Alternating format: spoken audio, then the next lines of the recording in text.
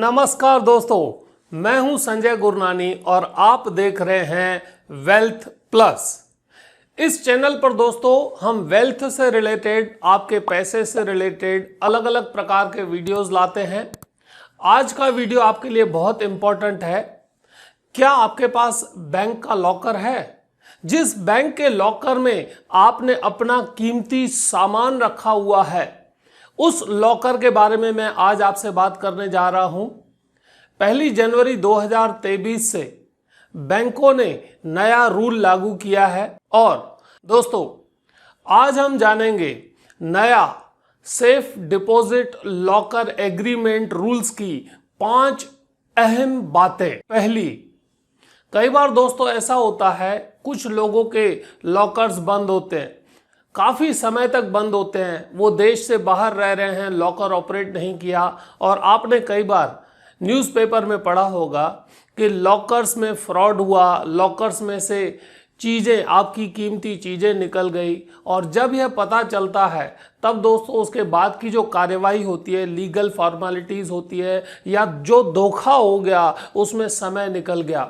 तो इसको रोकने के लिए अब नई गाइडलाइंस के हिसाब से हर रोज जिस भी दिन आपका बैंक लॉकर ऑपरेट हुआ, उस दिन के अंत में बैंक को आपके रजिस्टर्ड मोबाइल पर एसएमएस भेजना होगा और रजिस्टर्ड ईमेल पर मेल भेजना होगा, ताकि आपको जानकारी हो सके कि आज के दिन आपका लॉकर ऑपरेट हुआ। और अगर किसी ने फ्रॉड किया या कुछ अनऑथोराइज्ड एक्सेस हुआ तो आप तक सबसे पहले जानकारी मिलेगी दोस्तों। तो यह पहला नियम है। अब के बाद बैंकों को हर रोज जिस दिन भी लॉकर ऑपरेट हुआ आपको मैसेज भेजना पड़ेगा और मेल भेजना पड़ेगा, ताकि आपको जानकारी मिल पाए। दोस्तों दूसरा महत्वपूर्ण यह रूल है कि अगर किसी कारण से आपके लॉकर में रखी हुई सामग्री को नुकसान होता है, चोरी होती है, डकैती होती है, बिल्डिंग गिर जाती है या बैंक के किसी एम्प्लॉय की वजह से आपके लॉकर में रखी हुई चीज़ों को अगर नुकसान होता है तो बैंक को उसकी भरपाई करनी होगी, आपको पैसे देने होंगे। अब बैंक ऐसा नहीं कह सकता कि हमारी कोई जिम्मेदारी नहीं है। अगर बैंक ने लॉकर्स रखे हैं तो उनकी सेफ्टी की जिम्मेदारी बैंक की है, और अगर चोरी, डकैती या किसी भी ऐसी चीज की वजह से आपके लॉकर में रखे गए किसी भी सामान को नुकसान होता है तो बैंक को आपको पैसा देना पड़ेगा। लेकिन कितना, वो हम समझेंगे तीसरी पॉइंट से। तीसरी महत्व की बात दोस्तों ये है कि अगर नुकसान होता है तो बैंक की जिम्मेदारी कितनी बनती है। बैंक की जिम्मेदारी बनती है जो भी आपका लॉकर का रेंट है उसके 100 गुना।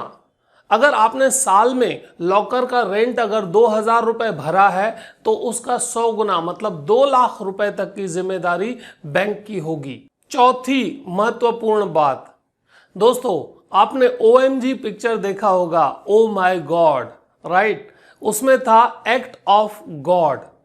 अगर एक्ट ऑफ गॉड है, नेचुरल कैलामिटीज है, भूकंप है या ऐसी कोई चीज जो बैंक के कंट्रोल में नहीं है, उसकी वजह से अगर लॉकर में रखी गई सामग्री को नुकसान होता है तो उस परिस्थिति में बैंक जिम्मेदार नहीं होगी दोस्तों।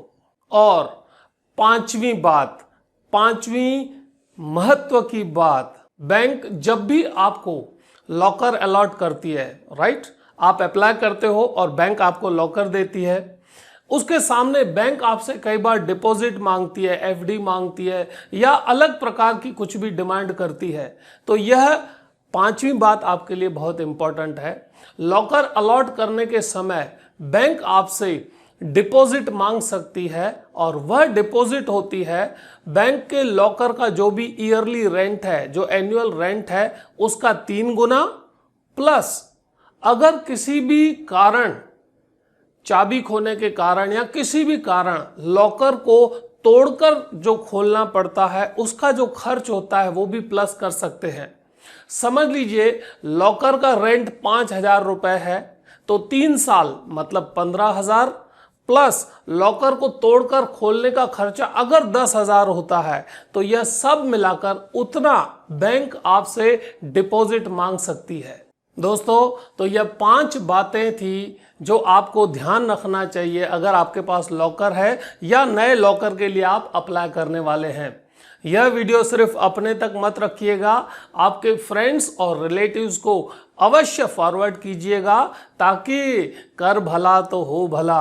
आपने अपना कीमती समय देके हमारा जो यह वीडियो देखा उसके लिए दोस्तों मैं तहे दिल से आपका शुक्रगुजार हूं। धन्यवाद।